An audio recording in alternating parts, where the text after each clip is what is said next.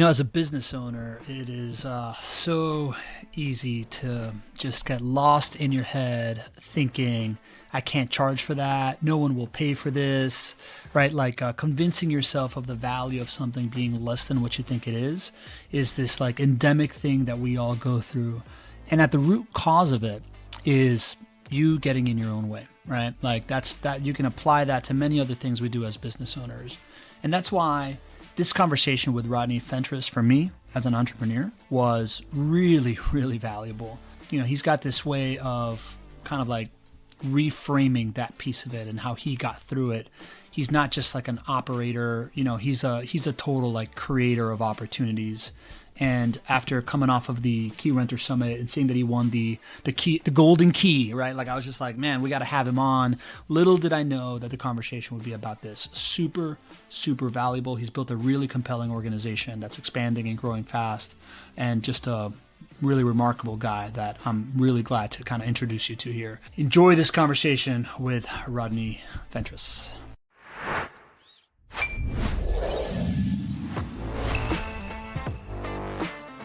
Welcome to the Property Management Framebreakers podcast. I'm your host, Pablo Gonzalez, and I am here to introduce you to the folks in the property management space that have broken the frame of what you may believe was possible. This podcast is presented by Vendoroo. It is your all-in-one AI solution for resolving your maintenance needs. Let's go.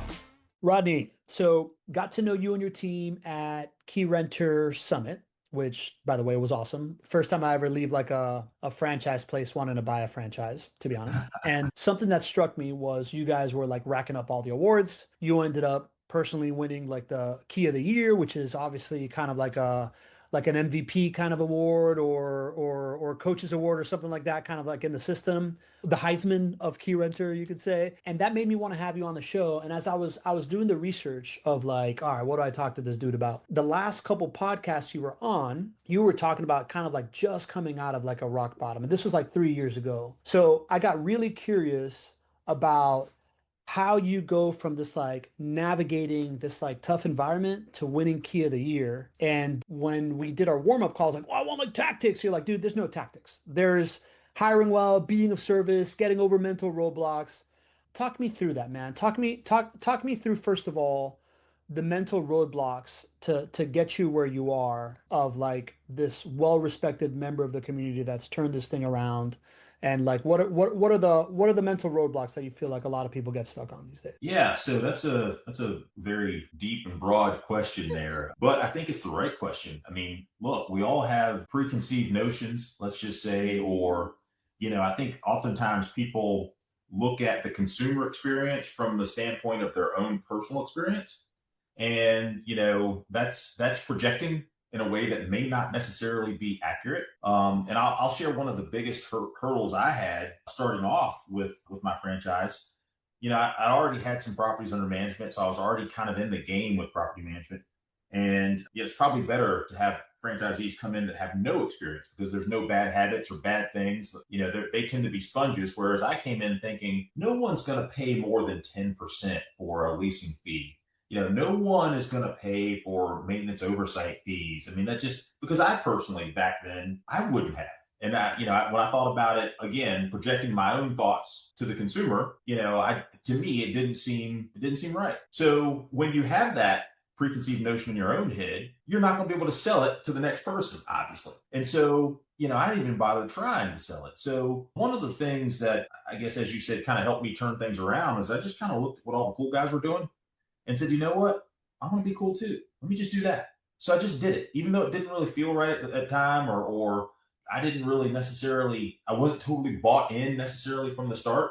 A lot of things I just kind of faked it until I made it. And then I just kind of figured it out. I went through several iterations of some of our fee structures. And, instead of just jumping all in and doing everything the way it should have been done in the first place, I kind of took small baby steps to kind of gauge the response. And, after some changes were made the first time, I felt like people were going to leave and, no one's going to hire us. And that didn't happen. And so I did it, increased a little bit more and then changed a few more things to make things more profitable. And yeah, we lost a couple of folks, But when I look back on it, those are folks that we should have cut out anyway. And so it was kind of a natural selection process or self-select out process by doing that. And, several iterations later, I think we've finally got pricing kind of right.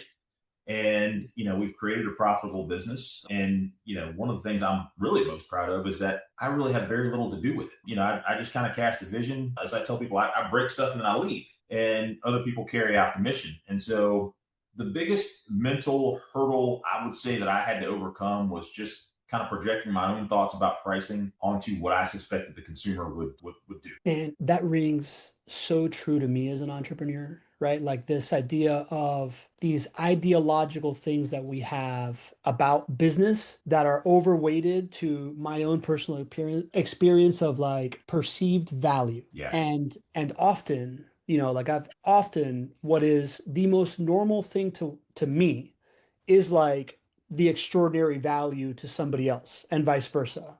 Yeah. Right. Yeah. Exactly. And I could see how in property management, you're just kind of like stuck in this idea of like, no, I can't charge for this because this is part of my job. Was there like an aha moment around it? Did like a coach tell you about the fee structure? Was it like a moment of pain where this came through? So I can't call it one single moment, but I would say it's a collection of moments, little like chips away at my feelings about these things.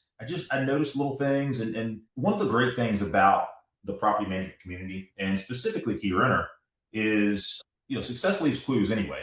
But I think with success comes a great responsibility to share.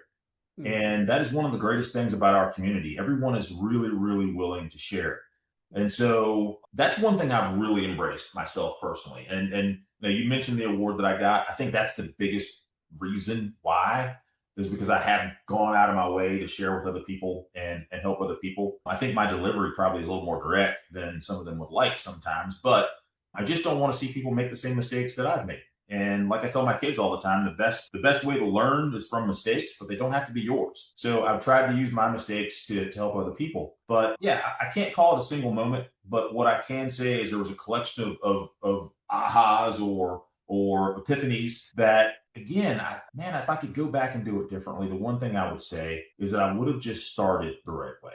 And instead of making these little, small changes here and there until I finally made the big changes, I would have just made the big changes and kind of just let the chips fall where they may. I think that would have gotten me further faster. But, because of my own stuff that I had to work through, it took me a while to get there. But I'm there now. So again, I just try to share that with other people and try to help other people not make those mistakes. Man, as you're talking about this, I'm having like an out of body experience because it feels so like I try to like when you're saying things, I'm trying to like distill what the formula is and like simplify it so I can repeat it back to you, right? And like what I have right now and what you originally said was look for social validation, take baby steps, and then be okay with things breaking. But now you've kind of like reframed it to actually look for social validation, go all in, let things break, and that's going to get you faster. I think the best first step, based on my experience and the way you just encapsulated what I said, is find community. That's the one thing I tell people all the time. Yeah. Find community. And then,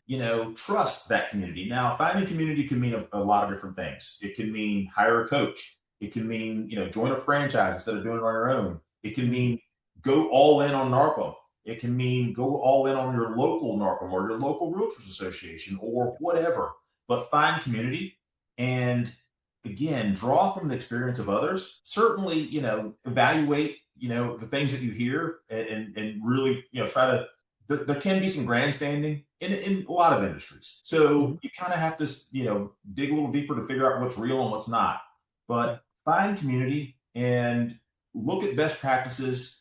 And, maybe there's another operator in another market that has, a program that will work for you.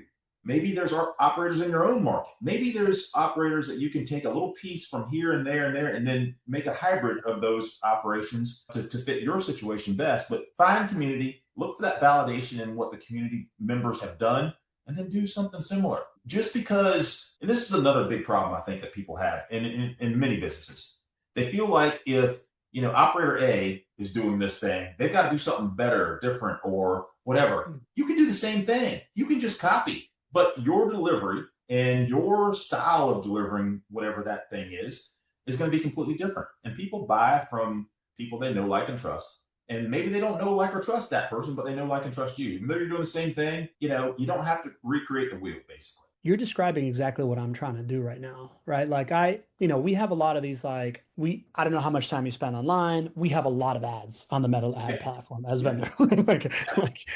I'm kind of like the Morgan and Morgan of like the property management industry with billboards everywhere, right? Yeah. We'll get a lot of these comments on these ads that are just like, no, thank you. I've talked to American Airlines like AI receptionist, and I want to punch myself in the face. So I'll never do this in my business because there's no way that you could do this. And I'm, as you're saying this, I'm like, yes, this is someone injecting their own personal bias, right? Like making a judgment on like what AI is without Yeah. having experienced like the latest cutting edge. And to Yeah. your point, my answer is community. My answer is, how can I take, I'm like really busy right now in having as many conversations with as many of our clients that are having these amazing results, and then categorizing them into like, this is this type of business at this type of scale, this is this type of business at this type of scale. So I can then just respond to people like, hey, this is someone like you, like listen to this thing and prove it to them, because there's a nuance to the idea. Like property management, joining a franchise, getting community and property management is one thing of like how it's always been run. In these moments of like big context change, it's hard for people to like see the new thing and not be anchored to the past in a specific way. And the only way through is community. The only way through is proximity to people like you that have experienced it to believe it, is like what I'm like really pushing for these days. That is so true. And, I used to get asked to, I say used to, but I get asked to speak at some of our local events from time to time. And what I will say about the local operator core, let's just say, they tend to be very old and they tend to have old school thinking. And by very old, I don't mean in age. I mean just in old school thinking. And like you said, anchored to the past. Oh my gosh, it's amazing. But it's a mindset. And one of the things I tell these folks when I'm presenting ideas to them or options to them is, look, I'm not going to fight you to solve your problems. You can keep them, but here's a way that will help you do what I call a force multiplier.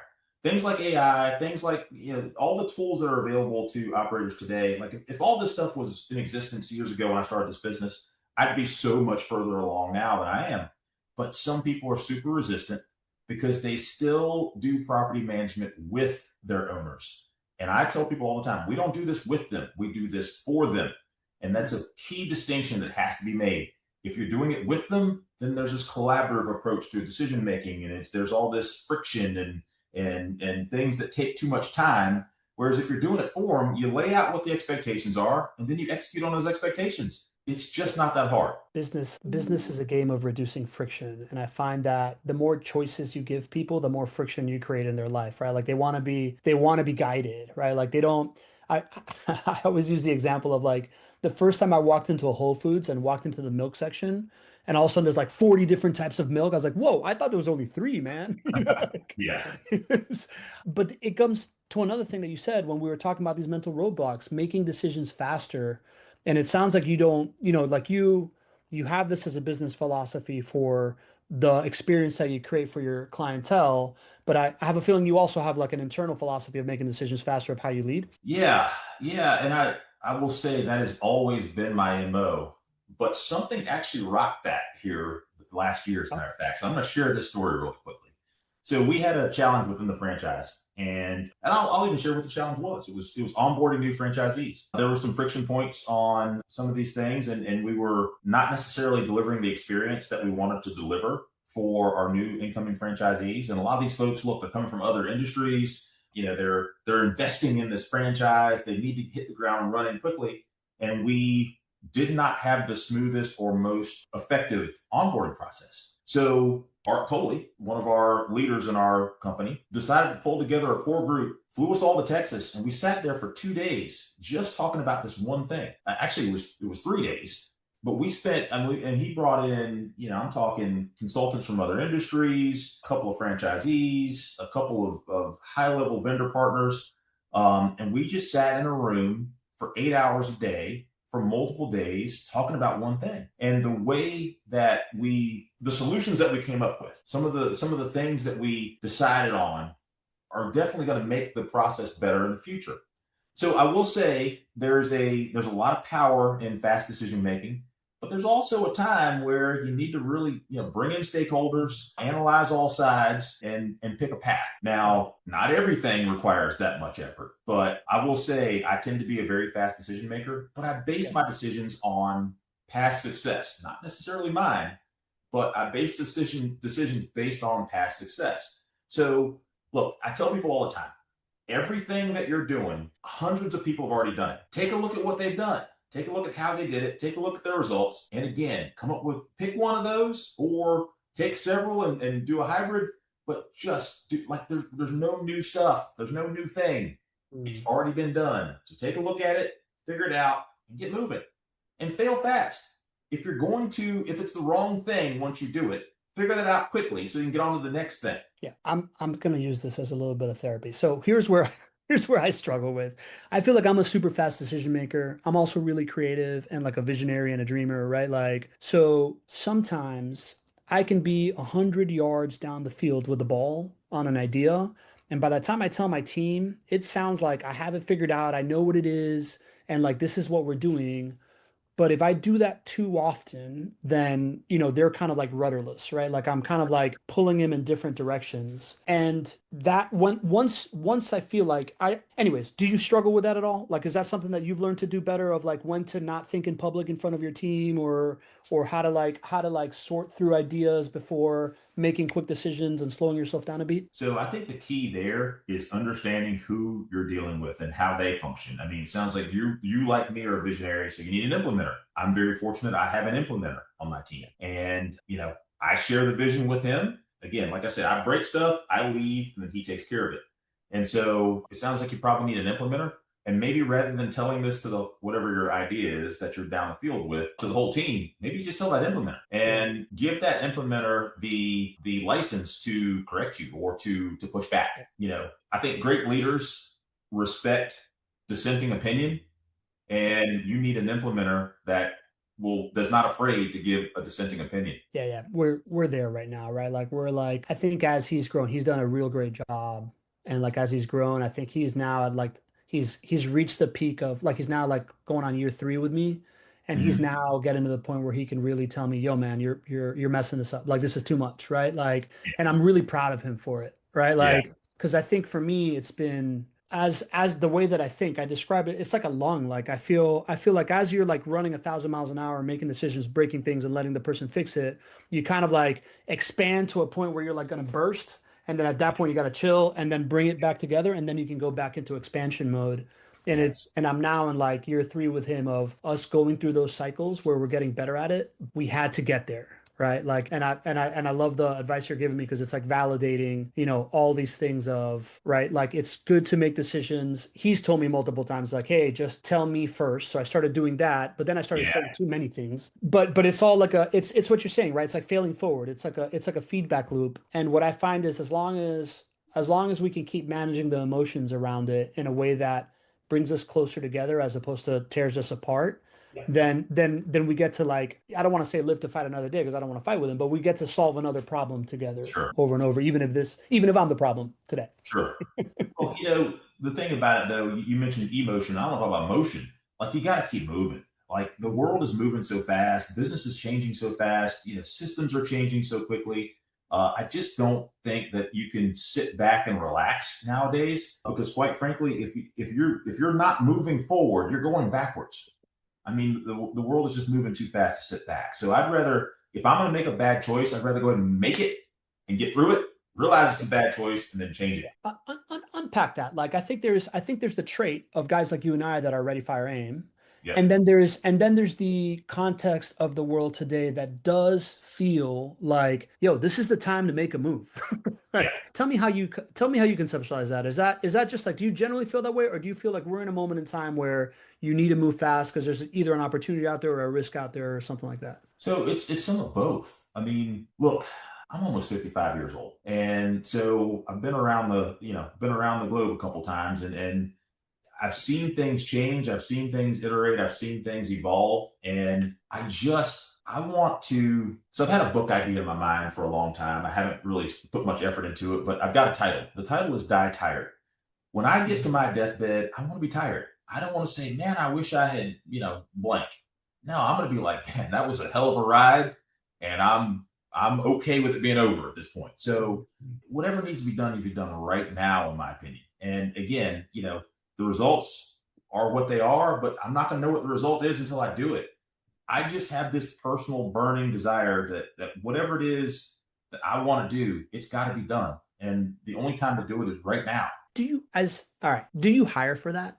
Do you find somebody that like has the same philosophy, or do you hire for someone that can balance you out with that? Yeah, I think it has to be the latter. You can't have two of me in the same room. I mean, it has to be the latter. I've got some business partnerships that I'm very, very fortunate to have, and it's almost always complementary skill sets and complementary mindsets. I find myself, one of my partners recently thanked me for just pushing so hard. And, he made it clear that, he would not necessarily have pushed or made some of the decisions that I've made, but his analytical ability and his skill set, like I'm not a spreadsheet guy, and I'm not doing that. So yes, it would be the latter of your two options. It would definitely be the latter for me. Okay. So if that's the latter, and so it sounds like you've surrounded yourself with the right people, and that's been like a big piece of like your growth and success and stuff like that, right? Like I think when it comes to a couple of things that you said, your relationship with your integrator, your relationship with partners that are different than you, I found that some of the most successful people, either consciously or just per chance, have figured out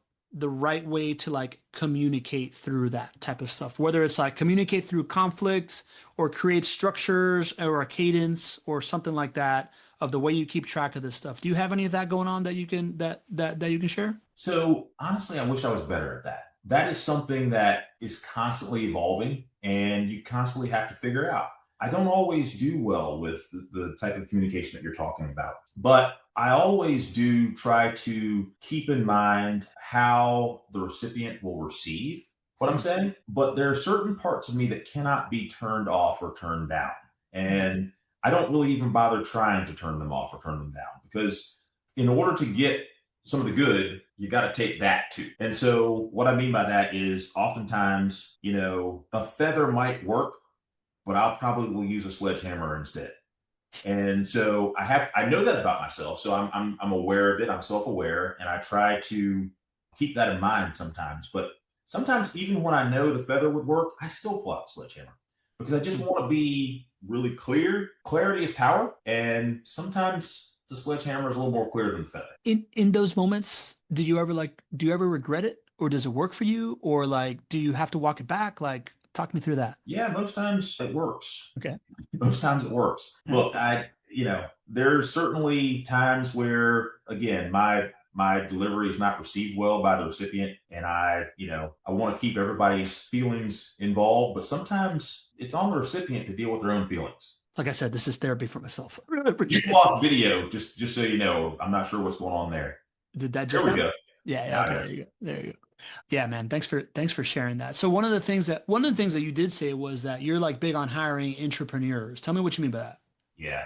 So it's very, very important for each person within a team.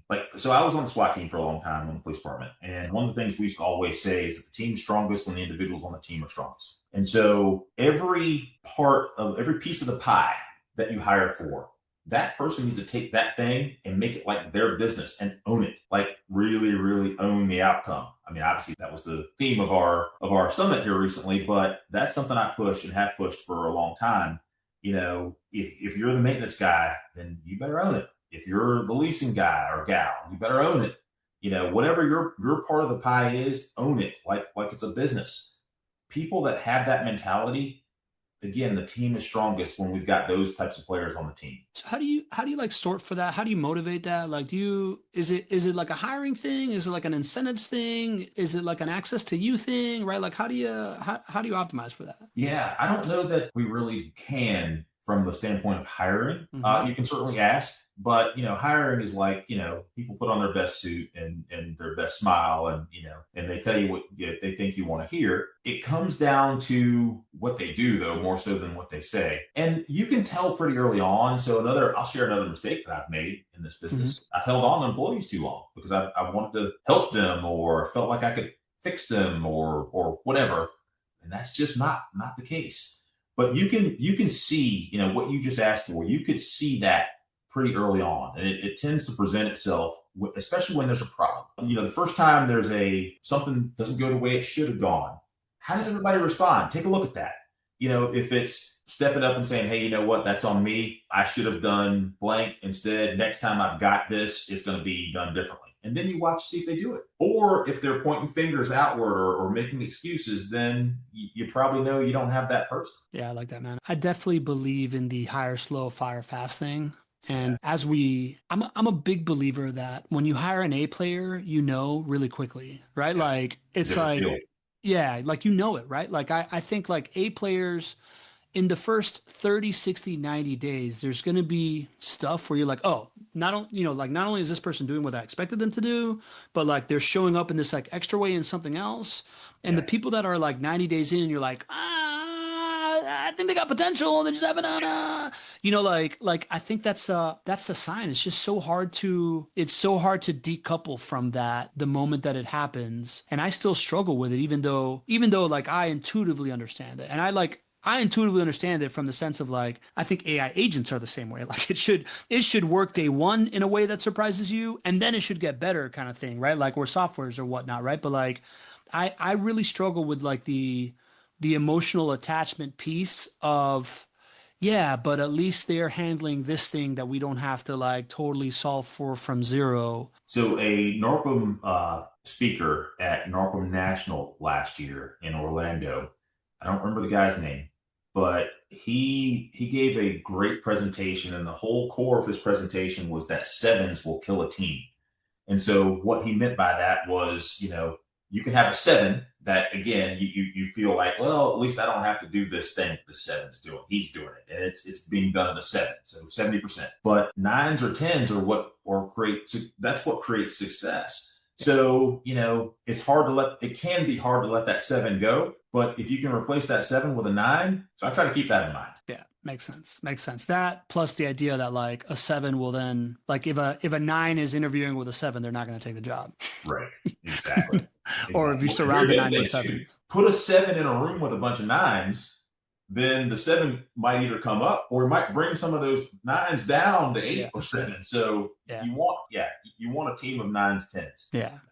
Agreed, man. And I honestly believe that like we are now in a moment where I think a small business operator, their best option at first was to hire what you can hire. Right. Yeah. Like whoever you can talk into like working with you, like you just kind of do it. And then it sets your expectation at like a certain level. That's like, now maybe a 7 looks like a 9 to you because you've been working with 5s. Right. And we're now like at the dawn of like, thanks to AI agents and like the capacity that you can build for yourself. Like if you can really hold off to like actually hire great people to solve real problems, because you can get like the mundane stuff done for yourself if you can, like you said, start the right way, right? As opposed to like starting the old school way. So I think I don't know what it means for like the workforce, man, but I do think for like business owners today, there is going to be like a big revolution shakeup of being able to only surround yourself with great people. And I'm not sure where it's going to shake out, but I definitely see that happening right now, which is pretty fascinating. Agreed. Yeah. Let's talk about another opportunity, man. Real estate, right? So like the panel at the end of the summit was you and a couple of other operators talking about kind of like how to build your real estate portfolio as a property manager. When I interviewed you about this before this thing, you have a really interesting take on how you do it, where you're like partnering with multiple people and growing the portfolio. Before we get like super specific into that, you want to just kind of like talk about the importance of like owning real estate right now, specifically as a property manager, and like the opportunity out there right now? Sure. Yeah, it's an easy one. I mean, I'm a real estate agent also, and that's how I got into property management. I was selling real estate and ended up working with a guy that bought an investment property that was a multi-unit, and he wanted to keep one for himself and wanted me to manage the other ones. And I just always say yes and figured it out. So that's what I did. Over the years, I kept saying yes. Before I knew it, I was a property manager. But it's important, I think, nowadays, especially to have that differentiator. And, if you're selling real estate, you should own some real estate. If you're a property manager, you should have properties that, I mean, to me, for credibility and, just general, it's like you have access to it. And this is the thing I don't understand. You have access. By being in this space, you're going to inevitably hear about deals. You're gonna end up in a situation where things are presented to you that, if people call me every other day asking for deals or asking for help finding deals, and this stuff falls into my lap. So yeah, you absolutely need to take advantage of those opportunities, but it also allows you to communicate with potential investors, other landlords from a position of authority. I mean, it's a huge differentiator from the operator that lives in a rental themselves and has never bought anything. I mean, to me, it's a no-brainer, and I don't understand why more folks don't take advantage of this opportunity. I agree, man. I state it as like the golden goose of real estate is off-market deals, and property managers get access to that golden goose. And like the number one thing that's ever worked for me in sales, it's talking to someone as a peer where you have like empathy towards their experience, and that'll breathe confidence into it. When I talk to a lot of property managers, their biggest kind of like hold up when it comes to real estate investing is generally access to capital, right? It's not access to deals. When I talk to you about it, it sounds like you've been able to kind of like spread a bunch of bets around by creating different partnerships and different kind of like ways of doing it, where you're not having to come up with everything. You have kind of like a network. You want to kind of like describe your approach to creative deal making where you bring in these partners? So I don't know that I would necessarily even call it creative deal making. It's not that creative. I mean, look, if I can share the upside and also share the potential downside, then I'd rather do that than take it all on my own. And it also creates stickiness as far as business is concerned. I mean, I've partnered with vendors that I know are loyal to me now because we own property together. I've offered it to clients to partner with them and talk about someone that's not going to leave you. I mean, to me, it's just a no-brainer. It's being able to acquire a property that's going to appreciate over time, where I didn't have to come up with the entire 25% myself. My upside's smaller, but so is my potential downside. And so I've been doing this a while, and I really haven't had a whole lot of big negative events. I've got some folks that owe me some money and stuff like that. And probably will never see some of that. That's part of being a landlord. We recently had one where we bought it, and this is me and three partners. We bought it, and I was the selling agent. I found it here in my local area, and it was a complete rehab, and it was a rehabber that I had dealt with in the past, and I felt like he probably had done a good job. Well, he didn't. And, there was some moisture behind the walls. And so, I don't know, less than a year into ownership experience, we had a moisture issue that required the floors to be pulled up, walls to be pulled up, like stripped it bare pretty much, like $40-something thousand.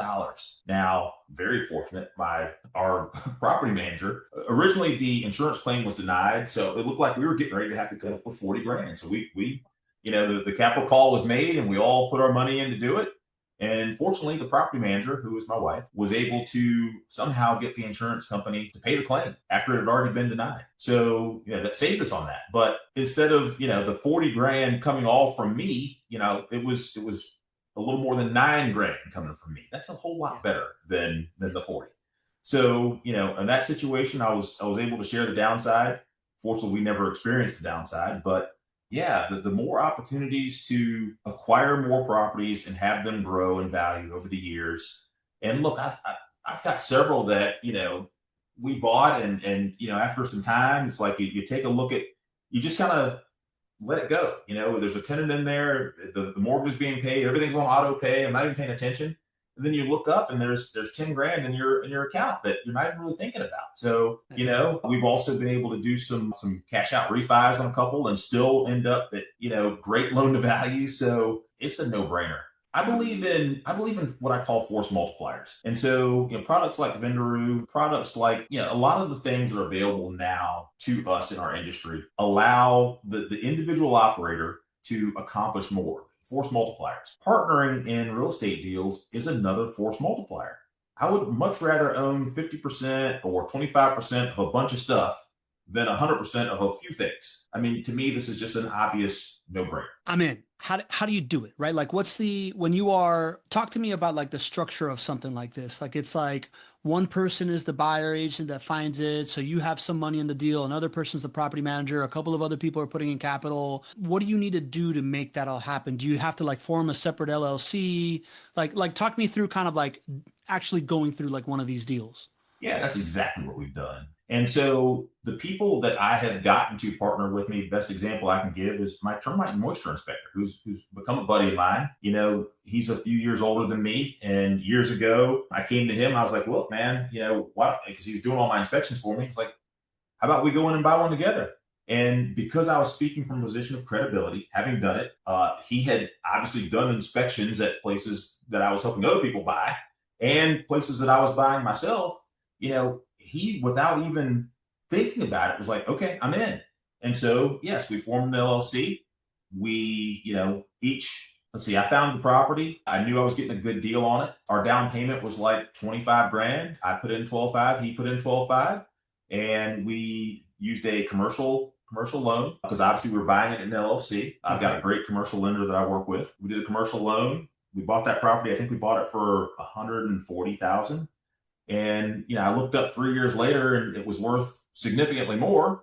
And so we did a cash out refi. I think we refied it, again, we're 75% LTV, but we were able to take some cash out and use it for whatever. So this is just, again, to me, it's a no-brainer. But again, you have to be in the game and have experience so that when I call my buddy and say, hey, I got this opportunity. Do you want to do it? He knows I'm already doing it. So I want to go a little bit more into that minutia because I'm hearing stuff that it's like unlocking for me, right? So one is you find the property. I assume you did the legwork on penciling out the deal and you present it to him, right? So it's like, hey, this is the deal, right? That's a no-brainer. yeah. And then I assume somebody needs to be the locomotive on like, all right, I'm going to be the quarterback on getting the loan. So I'm going to reach out to you and make sure that we have all our paperwork in place and getting that thing in. Like somebody's got to kind of like quarterback the closing piece, which I assume as a realtor, you have plenty of experience in that. And so do many other property managers. And then after that, somebody's got to kind of be like the designated person that like, takes a second look at whatever's happening from a like conversation from a property manager and coordinates those pieces. And beyond that, it's just kind of it, right? Like just, do you assign like one person that's like, hey, you're the answerer of emails kind of thing on each deal? Yeah. So what you're describing is what we call the asset manager. And typically there is a person within the group that becomes the asset manager, depending upon the complexity of the property. And so what I mean by that is like the particular property I'm talking about, I think there is an HOA, but it's a regular single family. It's a townhouse, but it's a single family home. So there's not a whole lot of complexity to it. I do own one with another partner in a condo association where Ryan does act as the asset manager. He's the one that pays HOA fees and condo fees. He's the one that, like you said, the answerer of emails, although my company here manages it. So, sometimes I'll see the stuff and I'll handle it before it even gets to Ryan. But yes, you definitely want someone to be an asset manager. But as far as the loan process and getting all that stuff done, this is where relationships come into play. Like I said, I've got a great relationship with a commercial lender. He has done a lot of deals for my clients and he's done a lot of deals for me. Like I own my office building also. He did that deal for me. And so I can pretty much just send it to Paul and he handles kind of all the quarterbacking and all the getting things to the closing table. So it's all about relationships. Yeah, I would say I'll add another golden goose to the equation, right? It's like off-market deals, the peer-to-peer thing, and then the relationships that you have as a property manager, right? Like this really does allow you to mobilize your relationships in a uniquely valuable way for you and whoever else you're bringing into a deal, which is really, really awesome, man. Anything else from that piece, right? Like identifying the asset manager, any other kind of like nuance of something that somebody may not have thought of if they're entering a deal like this in order to like go do something like that? So again, find community. People have already done it. It's not new. The problem, though, when I say find community, especially in this space, is that there's a lot of internet gurus and stuff like that. And a lot of that stuff seems very pie in the sky, not really realistic. So when I talk about find community in this situation, I'm talking about someone you can reach out and touch, someone who, you can see the evidence of success. I don't mean, what kind of car they drive in and stuff like that, but you can see that they've done this. They're in the game doing the thing. And I think it's important to find someone like that or a group of people like that. And then you also want to drill down a little bit further and just put yourself out there and reach out. And what I've found is that, again, success comes with great responsibility. And if someone reaches out to me and genuinely asks for help, they're going to get it. They're probably going to get more than they asked for because people have given that to me. And so I think it's really important to find community, find that person, find that operator, and then reach out. I mean, I've listened to a lot of podcasts myself and then reached out to people that have been on the podcast. And then next thing I know, they're sending me stuff. And, it's really important to find community, find someone that's doing it, and find someone that you can reach out and touch. I'd love to kind of end with this part here, Rodney, because it brings us back to the beginning of why you got the golden key. And it's one of the things you said was be of service, right? You definitely benefited from the people that helped you out on the way up. And now you are, I got one of my mentors says, when you're lucky enough to get to the top of the mountain, you throw down a fucking rope, right?